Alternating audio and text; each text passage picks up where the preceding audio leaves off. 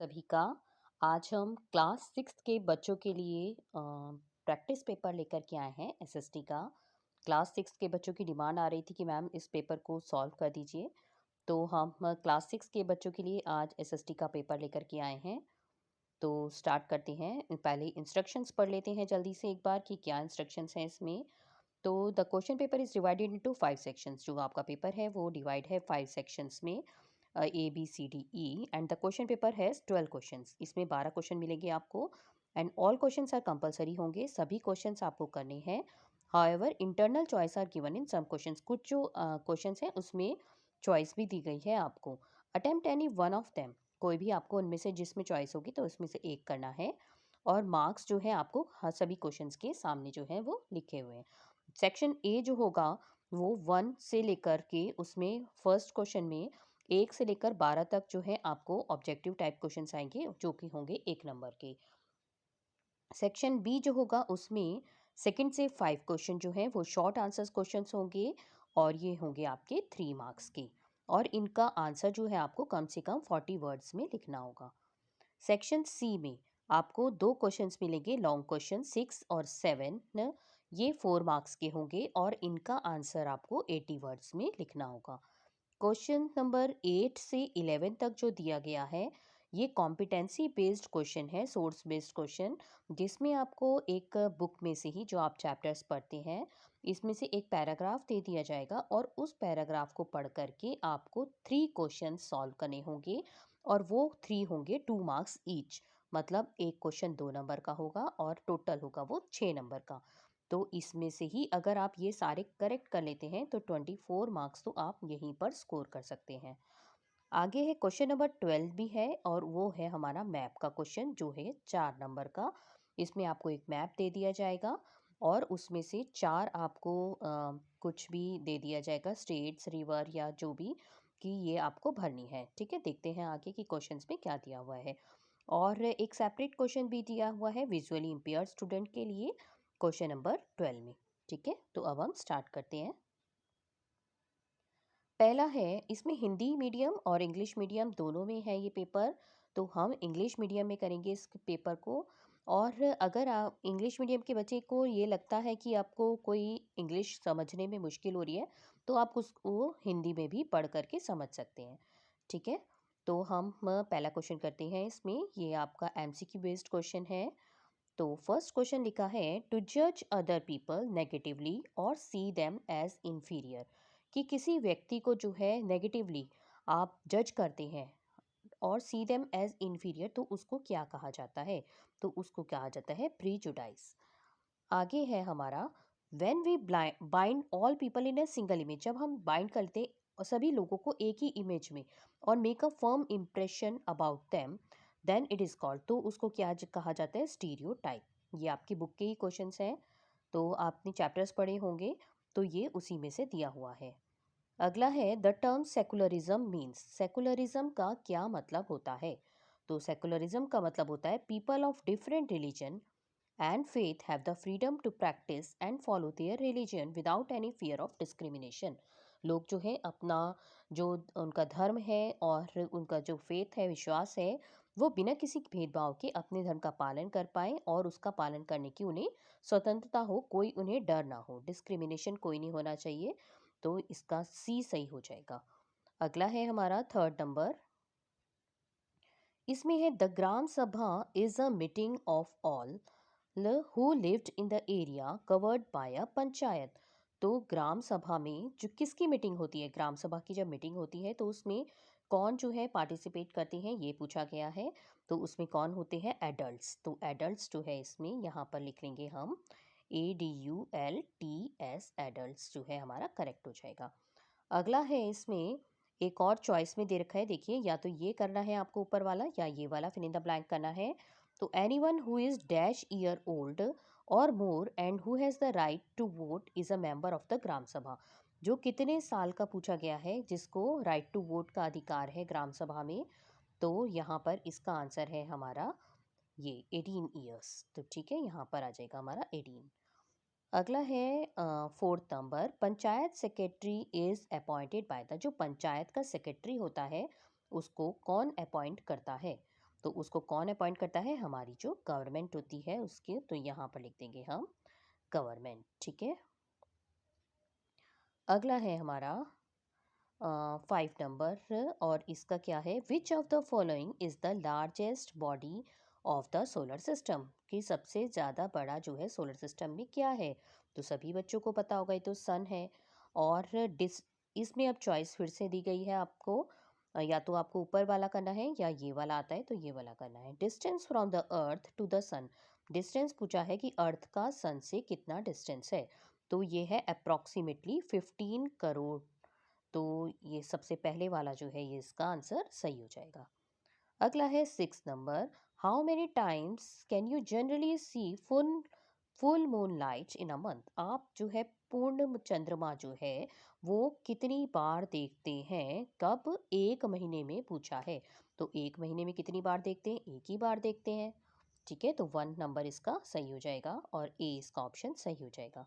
अगला है 7 number, the pole star indicates the dash direction, pole star कौन सी डायरेक्शन को इंडिकेट करता है? तो यहाँ हमारा हो जाएगा नंबर डी सही हो जाएगा, और यहाँ लिख देंगे हम NORTH, नॉर्थ। ठीक है, 8 नंबर क्वेश्चन करते हैं इसमें, और इसमें है the moons diameter is approximately dash that of earth, moon का डायामीटर कितना होता है अर्थ के डायामीटर से? तो कितना होता है? 1/4। तो 1/4 ऐसे भी लिख सकते हैं, लेकिन इसमें ऐसे दिया हुआ है तो इसको हम लिखेंगे 1 और FOURTH और फोर्थ। ठीक है, तो सी ऑप्शन जो है इसका सही हो जाएगा। अगला देखिए, इसमें भी चॉइस दी गई है, अब आपको या तो ऊपर वाला करना है या ये वाला करना है। तो इसका क्या है कि इन अप्रॉक्सीमेटली हाउ मेनी डेज, पूछा है कि कितने दिनों में the moon complete 1 revolution of the earth, moon जो है एक चक्कर कितने दिनों में पूरा करता है अर्थ का? तो कितने दिनों में करता है? 27 डेज में। अगला है 9 नंबर, 9 नंबर पे है हमारा the tools of hunter gatherers were made of, जो हंटर गैदरर्स होते थे, तो वो उनका काम क्या, उनके जो औजार होते थे वो किस चीज़ों से बने हुए होते थे? तो किससे बने हुए होते थे वो? स्टोन से भी बने होते थे, वुड से भी बने होते थे, और बोन से भी। तो ऑल ऑफ दीज इसका आंसर ये वाला करेक्ट हो जाएगा, कि क्योंकि इन तीनों चीज़ों से बने हुए होते थे। आगे है 10 number, by what name are the people who used to live in the Indian subcontinent 2 million या 20 lakh year ago on the basis of the method of arranging their food known as, कि उन लोगों को आज से 20 लाख साल पहले पूछा गया है जो भारतीय इंडियन सब कॉन्टिनेंट में रहा करते थे, उनके भोजन करने का जो इंतजाम इंतजाम था वो किसके अनुसार और के विधि के आधार पर किस नाम से वो जाने जाते हैं? तो वो किस नाम से जाने जाते हैं? हंटर गैदरर्स उन्हें कहते हैं। वो हंटिंग करते थे, शिकार करते थे, और जो है अपना खाना जुटाते थे। आगे है 11 नंबर, इसमें क्या दिया हुआ है कि why did hunter gatherers move from one place to another, वो हंटर गैदरर्स जो होते थे एक जगह से दूसरी जगह क्यों जाते थे? तो क्यों जाते थे वो? After exhaustion of all the available resources of given place, जहाँ पर वो रुके हुए होते थे, एक तो वहाँ का सारा सामान जब खत्म हो जाता था तो वो जाते थे, और इन सर्च ऑफ सीजनल फ्रूट्स और प्लांट्स के भी वो ढूंढने के लिए जाते थे। तो इसका आंसर सी सही हो जाएगा, बोथ ए एंड बी, क्योंकि ए भी सही है और बी भी सही है, तो इसलिए इसका आंसर हो जाएगा सी नंबर वाला, both A and B are correct. तो क्वेश्चन नंबर नेक्स्ट है 12 नंबर, इसमें बताया गया है, नेक्स्ट है हमारा 12 नंबर, तो इसमें क्या दिया हुआ है? क्या क्वेश्चन है ये कि for what work did the Hunter gatherer use fire, जो हंटर गैदरर्स थे वो फायर का इस्तेमाल किस लिए करते थे? तो किस लिए करते थे? सोर्स ऑफ लाइट, लाइट का सोर्स था उनका, प्रकाश करने का, रोशनी करने का। टू रोस्ट मीट, अपने मीट को पकाने के लिए। टू स्केयर एनिमल्स, जो जानवर होते थे उनको डराने के लिए। And all of the above, और ये सभी जो है करेक्ट है, इसलिए हमने डी का आंसर लगा दिया कि ये सभी सही है।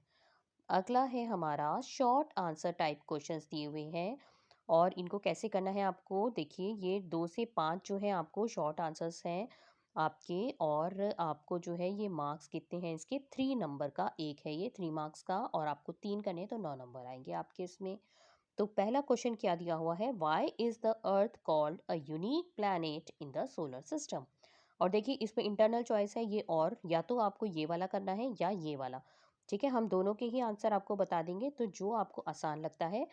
वैसे तो दोनों ही आपको याद करने चाहिए कि एक फाइनल एग्जाम में जो अभी आपके एग्जाम होंगे उसमें कौन सा आएगा पता नहीं है, तो इसलिए आप दोनों ही इंपॉर्टेंट है, दोनों ही याद कर लेना। ठीक है, तो why is the earth called a unique planet in the solar system, इसका आंसर देखते हैं। देखिए इसके आंसर्स हमने आपके लिए लिखे हुए हैं। तो ये क्वेश्चन था, why is the earth called a unique planet, तो इसका आंसर है अर्थ हैज़ ऑक्सीजन। क्यों यूनिक प्लैनेट कहा जाता है अर्थ को, तो अर्थ के ऊपर ऑक्सीजन है, वाटर है, टेम्परेचर है, सब है। Air water and temperature are in balanced proportion in our planet and support life, life को सपोर्ट करता है।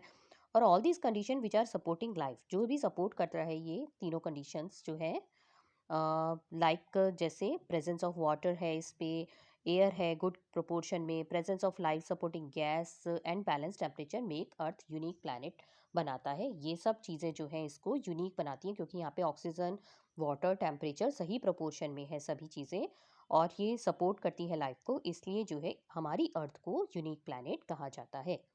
नेक्स्ट है इसी का जो अभी और पार्ट दिखाया था आपका, वो सेकंड नंबर में, चाहे आप वो वाला दोनों याद करने हैं वैसे आपको अभी। ठीक है, तो how can you determine direction during the night with the help of the pole star, जो डायरेक्शन होती है रात में वो with the help of the pole star, उसको आप कैसे डिटरमाइन कर सकते हैं।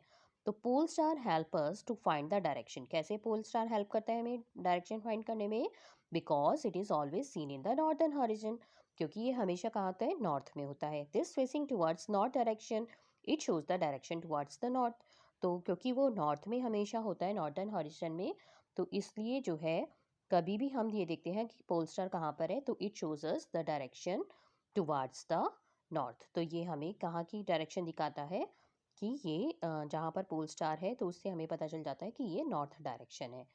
ठीक है, नेक्स्ट क्वेश्चन देखते हैं। क्वेश्चन नंबर 3, इसमें क्या है, क्वेश्चन नंबर 3 पूछा गया है कि when it is 5:30 PM in India, जब 5:30 बजे हो इंडिया में, तो लंदन में 2 बजे हुए होते हैं, इसका कारण बताना है आपको कि इसका कारण क्या है। तो आपको ये तो पता होगा कि लंदन में जो है GMT is followed, the Indian standard meridian is located in, क्या है इंडियन स्टैंडर्ड जो मेरिडियन है ये है 1/2 डिग्री, ये 82 1/2 degree east of the prime meridian, दस द इंडियन स्टैंडर्ड टाइम जो है वो 5 hours 30 minutes अहेड है, 5 घंटे और 30 मिनट आगे है किससे, that is why that's the Indian standard time is 5 hours and 30 minutes ahead of GMT, that is why when it is 12 noon, जब 12 बजेंगे जो है कहाँ पर, लंदन में, तो इंडिया में कितने बजेंगे उस टाइम, 5:30 बजेंगे।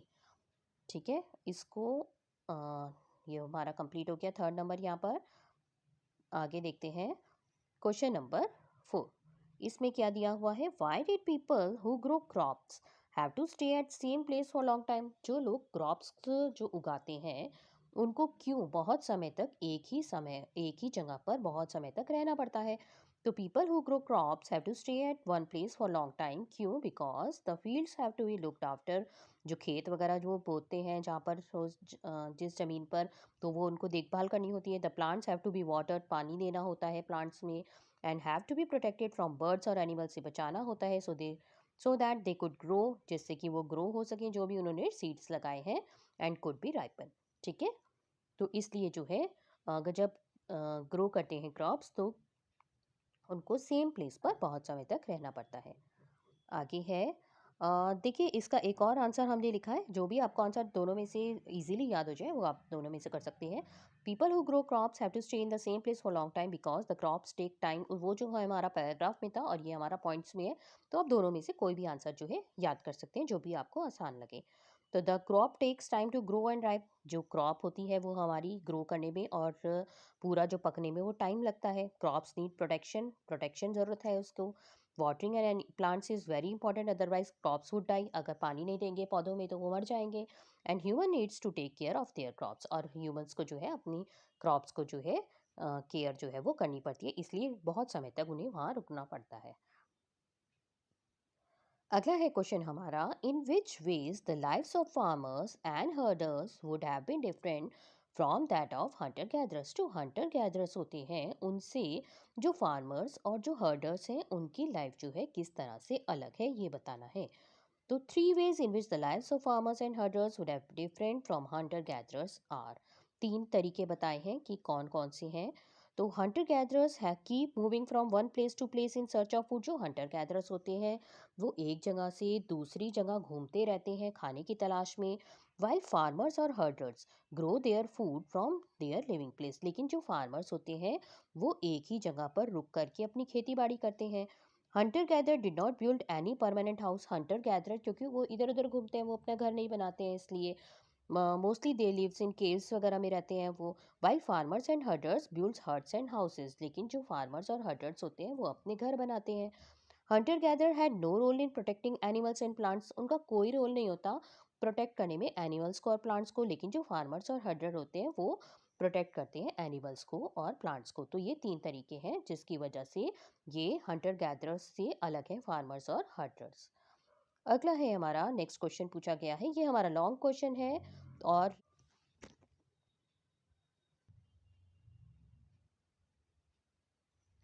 तो ये करते हैं question number 6, what are the 3 heat zone of the earth? Answer briefly. 3 heat zone कौन से हैं अर्थ पर? The earth is divided into 3 heat zones. जो अर्थ है कितने जोन्स में डिवाइड है? 3 हीट जोन्स में। क्या क्या नाम है? Frigid zone, temperate zone and the torrid zone. Torrid zone lies between the tropic of Cancer and tropic of Capricorn के बीच में है torrid zone. It is the hottest zone as this part of the earth receive sun rays at a direct angle because earth tilt. ठीक है, जो इस पर सबसे हॉटेस्ट है ये जोन, क्योंकि इस पर जो है जो सन की जो रेज हैं वो बिल्कुल डायरेक्ट पड़ती हैं, सीधी पड़ती हैं। ठीक है, अगला क्या है हमारा? अगला है हमारा कि north and the south temperate zones are 2 different areas of the earth receiving rays at similar angles from the sun, hence they have similar kind of weather and temperature conditions. North और south temperate zone में जो है जो सूरज की रोशनी पड़ती है वो कैसे पड़ती है? सिमिलर एंगल्स फ्रॉम द सन। तो वहाँ पर जो है सेम तरह का वेदर होता है और टेम्परेचर कंडीशन जो है वो सेम होती है। अगला है the areas lying between the Arctic circle and the north pole and between the Antarctic circle and the south pole are the frigid zone. जो एरिया जो है आर्कटिक सर्कल और नॉर्थ पोल के जो है बीच में and between the Antarctic circle और साउथ पोल के, उनको कहते हैं फ्रिजिड जोन। ठीक है, तो ये हमारा क्वेश्चन नंबर 6 यहाँ पर जो है ये लॉन्ग क्वेश्चन था, ये हमारा कंप्लीट हो गया और ये 80 वर्ड्स में आपको कम से कम आपको 80 वर्ड्स में करना था। तो नेक्स्ट क्वेश्चन देखते हैं। अच्छा, इसका एक और चॉइस में भी क्वेश्चन है, तो ये इसमें दोनों में चॉइस है, या तो आपको वो वाला करना था या ये वाला। तो इसमें कहा गया है कि how is the international standard time calculated from the prime meridian. कि इंटरनेशनल जो स्टैंडर्ड टाइम है उसको कैसे कैलकुलेट किया जाता है। तो to calculate the time at the following longitude, we must consider that as we go 1 degree towards east या west from the prime meridian, अगर हम 1 डिग्री जो है ईस्ट में जाते हैं या हम 1 डिग्री वेस्ट में जाते हैं, तो फ्रॉम द प्राइम मेरिडियन से, तो 4 मिनट्स आर एडेड या सब्ट्रैक्टेड। तो 4 मिनट इधर जाते हैं तो प्लस करने होते हैं और इधर जाते हैं तो माइनस करने होते हैं। Therefore the time will be 10 AM plus 3 hours that is 1 PM। तो इसलिए टाइम कितना हो जाता है 10, अगर 10 बजे हैं तो और उसमें 3 घंटे जोड़ दिए जाते हैं तो कितना हो जाता है हमारा 1 PM। Therefore the time will be 10 AM minus 2 hours that is 8 AM। इसको और अच्छे से क्लियर करते हैं। देखिए, इसमें दिया गया है to calculate the time at the following we must consider that as we go, वही बताया गया है कि अगर हम जो है ईस्ट या वेस्ट में जाते हैं, ईस्ट में जाते हैं या हम वेस्ट में जाते हैं, तो हम क्या करते हैं 4 मिनट्स इधर ऐड करते हैं और इधर जाते हैं तो माइनस करते हैं 4 मिनट्स। तो जैसे अगर हम 45 डिग्रीज ईस्ट में गए, तो 45 डिग्री ईस्ट में गए अगर हम, तो हमने क्या किया 4 करना है, प्लस करना है, तो 45 × 4 कर लेते हैं अगर हम, तो क्या हो जाएगा हमारा 45 × 4, आपको इतनी कैलकुलेशन तो आती होगी, तो ये हो जाएगा 0 और 180 मिनट्स, 180 मिनट्स हो गए। और 180 मिनट्स, ये देखिए जो है 180 मिनट्स हो गए। तो 180 मिनट्स को अगर हम 60 से डिवाइड कर देते हैं तो हमारे कितने घंटे हो गए? 3 घंटे। तो इसलिए हमने 3 आवर्स जो है उसमें ऐड कर दिए, तो 10 AM प्लस 3 आवर्स कितना हो गया हमारा 1 PM। और अगर हम 30 डिग्री वेस्ट में जाते हैं तो क्या हमें क्या करना है? माइनस करना है। तो 30 डिग्री वेस्ट में गए तो मल्टीप्लाई तो उसी से करेंगे 4 से, तो 4 से किया तो 120 आ गया, और 120 कितना होता है 2 आवर्स, तो 2 आवर्स जो है हम उसमें से माइनस कर देंगे। तो 10 AM में से अगर 2 आवर्स माइनस कर देंगे तो कितना हो जाएगा 8 AM। तो इस तरह से आप ये कैलकुलेट कर सकते हैं टाइम्स, ठीक है। तो ये वाला क्वेश्चन था कि इंटरनेशनल स्टैंडर्ड टाइम को कैसे कैलकुलेट किया जाता है। तो इस तरह से ये आपने आपको और क्लियर करके समझा दिया, ये जो आपको बताया था इधर कि किस तरह से यहाँ 1 PM आया और किस तरह से यहाँ पे 8 AM आया, ठीक है। तो आप ये और वीडियो को पॉज करके और समझ लेना, 1-2 बार देखोगे तो समझ आ जाएगा, आसान है, ठीक है। नेक्स्ट क्वेश्चन करते हैं, लास्ट क्वेश्चन है ये हमारा, ये भी लॉन्ग क्वेश्चन है और इसको भी हमें 80 वर्ड्स में जो है आपको करना है, 80 वर्ड्स में करना है, और ये भी 4 नंबर का है। क्या क्वेश्चन है ये? What is the importance of the gram sabha की इम्पोर्टेंस बतानी है इसमें। Mention briefly, do you think all people should attend the meetings of gram sabha, कि सभी लोगों को, क्या आप सोचते हैं कि जो ग्राम सभा की मीटिंग्स होती हैं वो अटेंड करनी चाहिए, और अगर करनी चाहिए तो वाई, ठीक है। तो इसमें ही आपको 2 क्वेश्चंस पूछे गए हैं, तो इसको हम अच्छे से समझ के करेंगे। एक ग्राम sabha is important in the following veg, किस तरह से ग्राम सभा जो है इंपॉर्टेंट है। सबसे पहले हम ऊपर वाले का आंसर देखते हैं। Gram sabha is very important as it plays an important role in the development of the villages, development में जो है विलेज की बहुत इंपॉर्टेंट रोल होता है। It keeps a check on the activities of gram panchayat and make sure that all the funds are utilised in the right way. Gram panchayat, gram sabha जो है वो ग्राम पंचायत पर नज़र रखती है कि जो फंड वगैरह है, जो पैसे वगैरह हैं, क्या वो सही तरीके से इस्तेमाल हो रहे हैं। And it help us to resolve all the issues and problems in the right manner and at the right time. कोई अगर इश्यू वगैरह होता है, कोई दिक्कत होती है, कोई प्रॉब्लम होती है, तो उसको सही तरीके से और सही समय पर सॉल्व करने में भी ग्राम सभा जो है एक इम्पॉर्टेंट रोल प्ले करती है। आगे उन्होंने अगला पूछा है, do you think all people should attend the meeting of gram sabha, आपको लगता है क्या सभी को मीटिंग अटेंड करनी चाहिए ग्राम सभा की।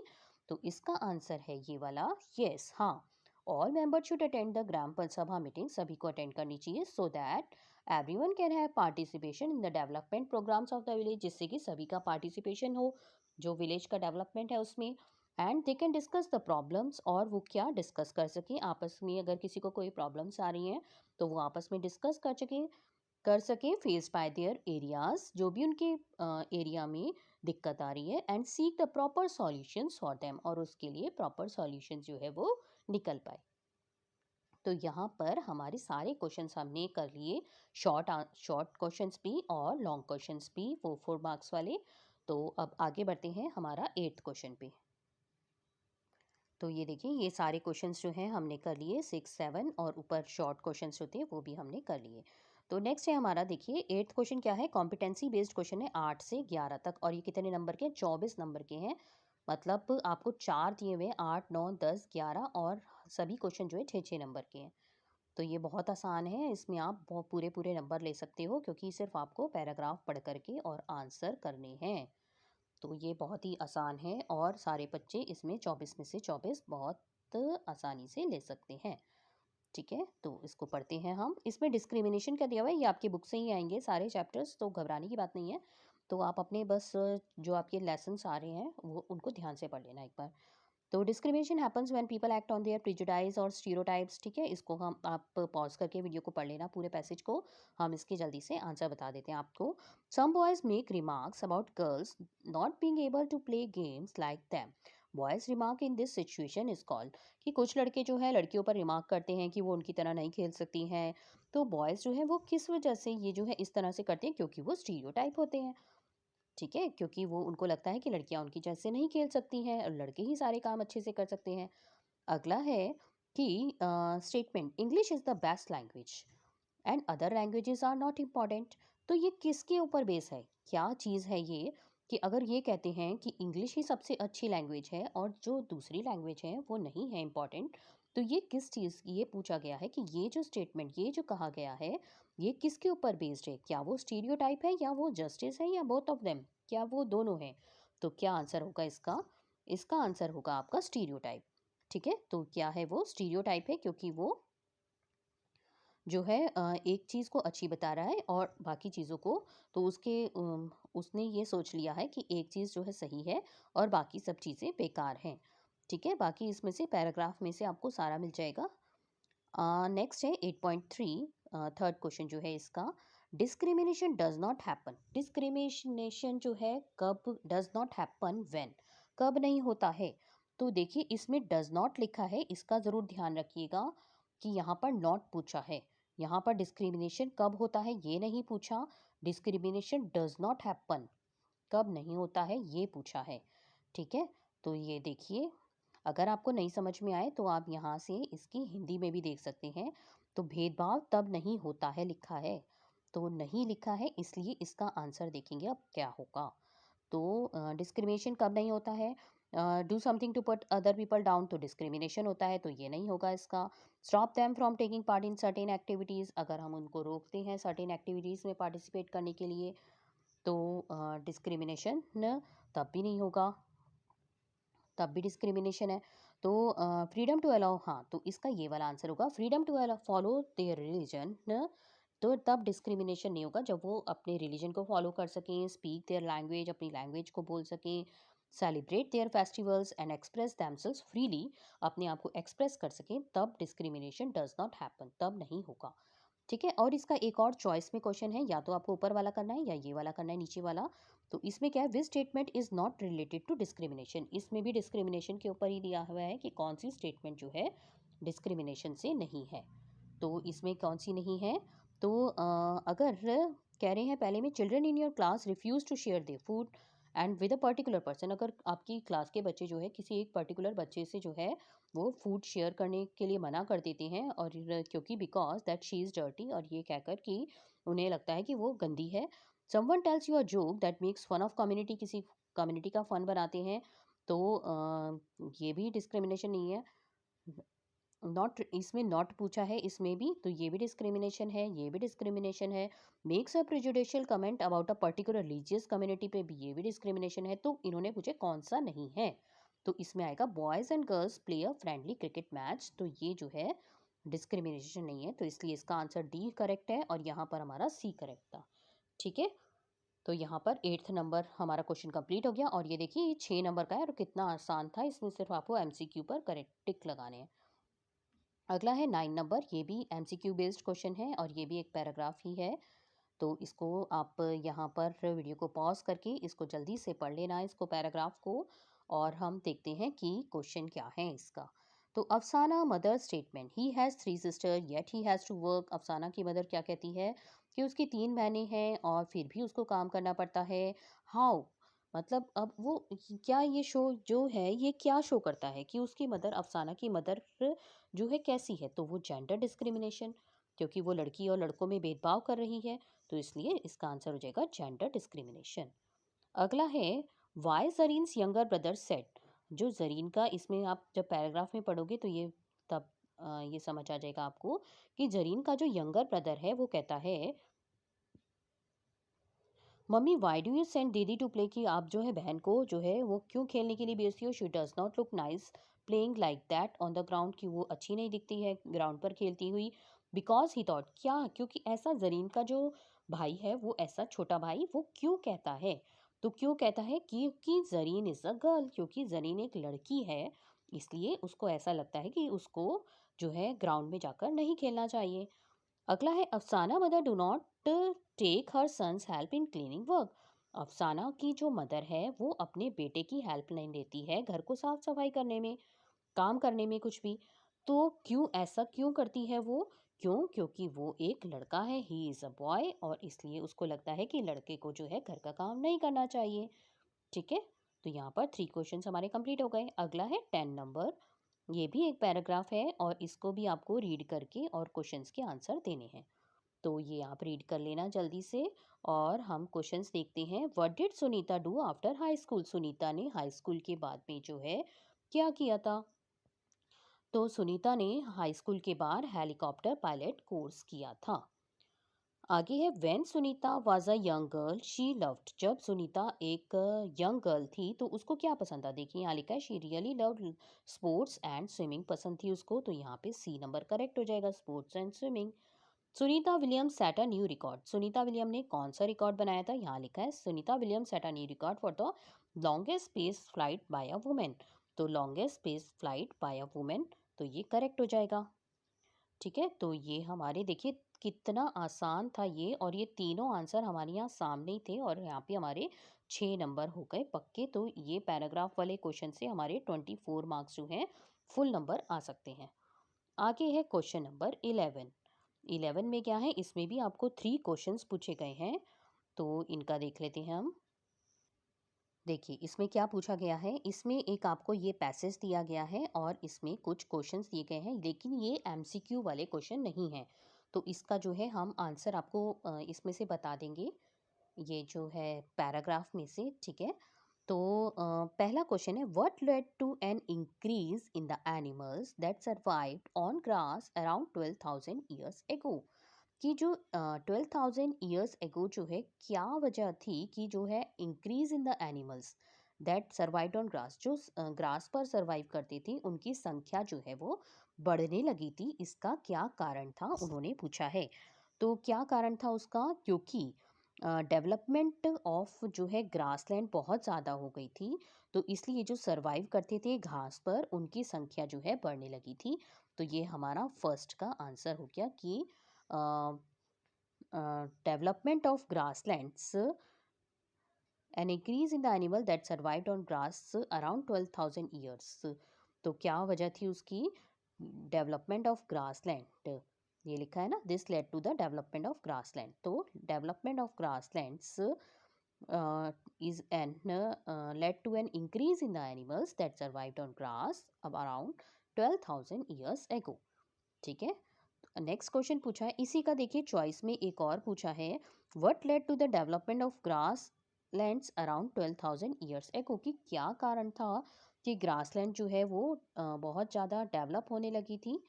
तो क्या कारण था उसका, यहाँ पर लिखा है due to the major changes, ऐसे लिखेंगे कि due to the major changes in the climate of the world. एक तो जो वर्ल्ड का जो है क्लाइमेट वो चेंज हो रहा था, and with a shift to a relatively warm conditions, और जो है बहुत ही गर्मी जो है वो बढ़ रही थी, इसलिए जो है डेवलपमेंट ऑफ ग्रासलैंड्स जो है होने लगा था। और ये लिखा है ना आगे, this led to the development of grassland. तो पहले का आंसर ये हो जाएगा, और अगले का हो जाएगा ये वाला जो अभी बताया आपको पहली लाइन में।